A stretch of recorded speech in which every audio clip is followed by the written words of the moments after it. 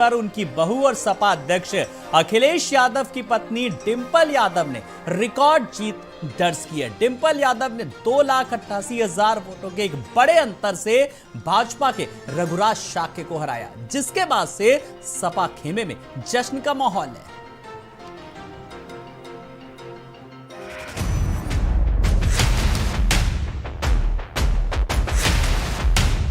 मैनपुरी के चुनावी रण में जो चेहरा, जो नाम आगे था, वो था डिंपल यादव। लेकिन पूरे चुनाव प्रचार में जो नाम डिंपल से भी ज्यादा सुनाई दे रहा था, वो था नेताजी मुलायम सिंह यादव। सभी लोग उत्साहित भी हैं और सभी लोग चाहते हैं कि यहाँ से समाजवादी पार्टी जीते। आजमगढ़ और रामपुर लोकसभा उपचुनाव में मिली करारी शिकस्त के बाद आखिरकार समाजवादी पार्टी स्वर्गीय मुलायम सिंह यादव का गढ़ बचाने में कामयाब रही है। मैनपुरी में मुलायम सिंह के नाम पर डिंपल यादव की जीत तो पहले से ही पक्की दिख रही थी, जिस पर नतीजे आने के बाद अब मुहर भी लग गई है। हालांकि डिंपल यादव दूसरे नेताओं की तरह खुद की जीत का सीधा दावा करते हुए हमेशा बचती रही, क्योंकि उन्हें पता था कि मैनपुरी में उनकी जीत एक ही समीकरण है और वो है नेताजी मुलायम सिंह यादव का नाम। ये विजय तुम्हारी है ऐ मैनपुरी वालों, ये विजय तुम्हारी है ऐ मैनपुरी वालों। ये किला मुलायम का तुमने ही बचाया है, अखिलेश के सर पे फिर ये ताज सजाया है। देखिए, ये जीत हमारी नेताजी के आदर्शों की जीत है और जो समाजवादियों ने जो विकास किया है, समाजवादी पार्टी सरकार में जो विकास हुआ है, उसकी वजह से इतनी बड़ी जीत हुई है। तो यहाँ की जनता ने रंगबाजी बर्दाश्त नहीं की है और सारे रिकॉर्ड जनता ने तोड़ दिए हैं इस जीत में। लोकसभा की एक और विधानसभा की 2 सीटों पर हुए चुनाव में भाजपा और मुलायम सिंह यादव की पार्टी सपा के बीच कड़ी टक्कर देखने को मिली।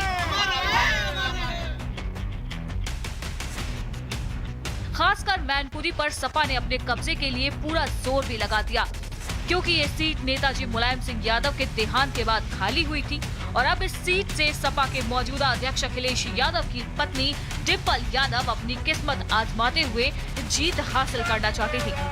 मैनपुरी का रण डिंपल के लिए बिल्कुल भी सिंपल नहीं था।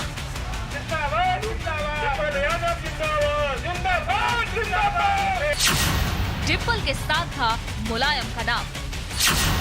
पूरे समाजवादी परिवार ने डिंपल के लिए प्रचार किया। डिंपल अखिलेश के साथ आए चाचा शिवपाल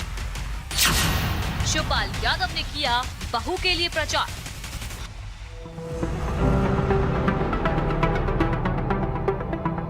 एक तरफ जहां सपा के पास नेताजी के नाम की ताकत थी, तो दूसरी तरफ भाजपा के पास नेताजी से खाली सीट पर काबिज होने का सुनहरा मौका।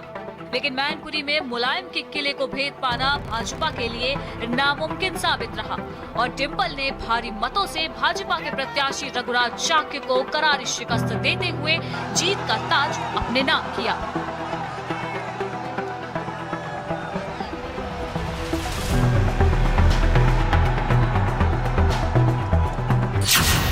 मैनपुरी में मुलायम का वर्चस्व कायम।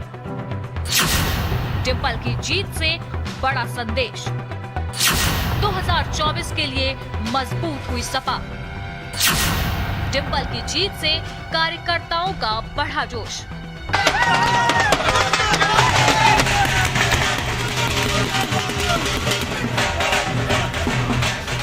जैसे ही मैनपुरी में डिंपल की जीत का ऐलान हुआ, वैसे ही सपा कार्यकर्ताओं में जश्न की लहर दौड़ पड़ी।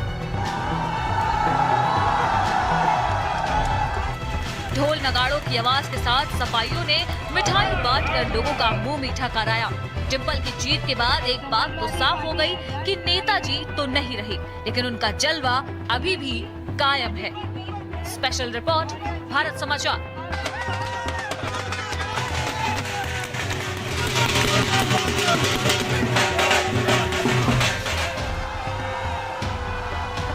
ये किला मुलायम का तुमने ही बचाया है, अखिलेश देश के सर पे फिर ये ताज सजाया है।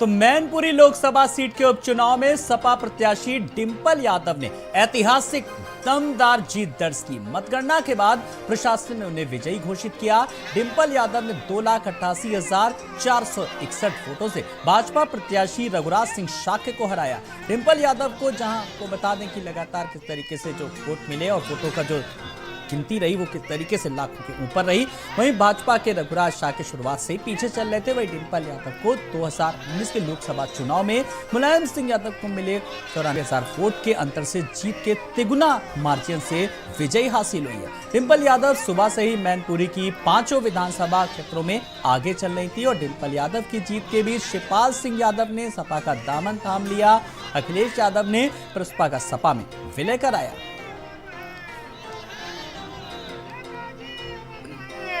ये जीत जहां मैनपुरी के मतदाताओं की जीत है, वही नेताजी को सच्ची श्रद्धांजलि देने का भी काम मतदाताओं ने किया है। ये जीत नकारात्मक राजनीति करने वालों के खिलाफ मतदाताओं ने मतदान किया है। ये मैनपुरी की जनता का मैं धन्यवाद देता हूं, जो मेल जोल की राजनीति को उन्होंने समर्थन किया है। मैनपुरी की जनता ने नकारात्मक राजनीति करने वालों को पीछे छोड़ने का काम किया है। मैं मैनपुरी के एक एक मतदाता जिसने वोट डाल करके नेताजी को श्रद्धांजलि दी है, मैं सभी का धन्यवाद और आभार प्रकट करना चाहता हूं। जहां मैं पार्टी के संगठन के लोगों का, हमारी पार्टी के जो सेक्टर के लोग, जो हमारे बूथ के कार्यकर्ता, जिनके प्रयास और मेहनत से समाजवादी पार्टी को ये ऐतिहासिक जीत हासिल हुई है। मैंने अपने भाषणों में और लगातार जनसंपर्क जब हम कर रहे थे कहा था कि देखिएगा कि मैनपुरी की लोकसभा क्षेत्र की जो जनता है वह इतिहास रचने का काम करेंगी और आज इस क्षेत्र ने इतिहास रचा है। और यह जीत जो आज समाजवादी पार्टी ने दर्ज कराई है। मैनपुरी सीट पर लोकसभा उपचुनाव का परिणाम आज घोषित हो गया और जहां समाजवादी पार्टी की साइकिल पंचर की बात कही जा रही थी और सैफई परिवार तक समेटने की बात हो रही थी, लेकिन वो तो ना हो सका और ऐसा ऐतिहासिक जीत जो कभी नहीं हुई थी वो आज मैनपुरी की जनता ने समाजवादी पार्टी को आशीर्वाद दिया।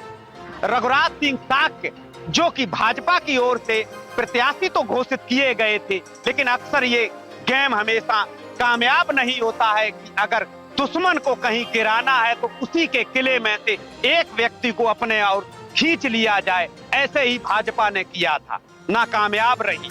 भाजपा की ओर से ये कहा जाता था कि किले बिंदी कर देंगे, आखिरी ताबूत में कील होगी। उनको 34% मताधिकार जनता ने दिया है।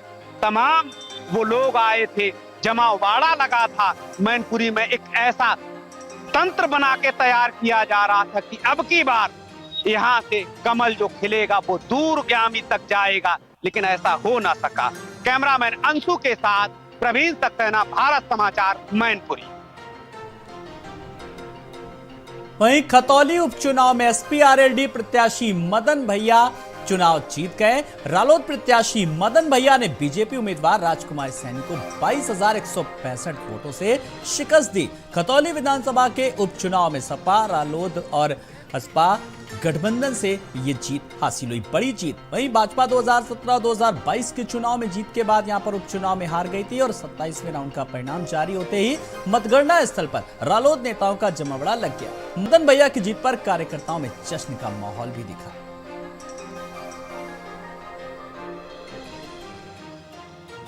धन्यवाद गठबंधन, धन्यवाद किसान, कमेरा और अल्पसंख्यक। खतौली विधानसभा पर बीजेपी को हराने के बाद आरएलडी प्रत्याशी मदन भैया ने तकरीबन 22,000 से ज्यादा वोटों से अपनी जीत दर्ज कर दी है। हमारे साथ पूर्व मंत्री योगराज सिंह मौजूद हैं, उनसे जान लेते हैं आखिरकार माहौल क्या देखते थे इस उपचुनाव में आज परिणाम। माहौल तो आप देख लीजिए, जनता का जनादेश आ चुका है और जयंत चौधरी जी के प्रत्याशी मदन भैया 21,000 वोट 22,000 वोट से जीते हैं। आप देख लीजिए, लोगों ने तय किया है कि ये कवाल का बवाल नहीं, यहाँ जो है किसान की बात होगी, जितना नहीं गन्ना चलेगा, ये तय किया लोगों ने। दंगा का भुगाना आने का भी मुद्दा उठाता वो सब खत्म कर दिया जनता ने, भाईचारे को वोट दिया। सचिन त्यागी, भारत समाचार, मुजफ्फरनगर।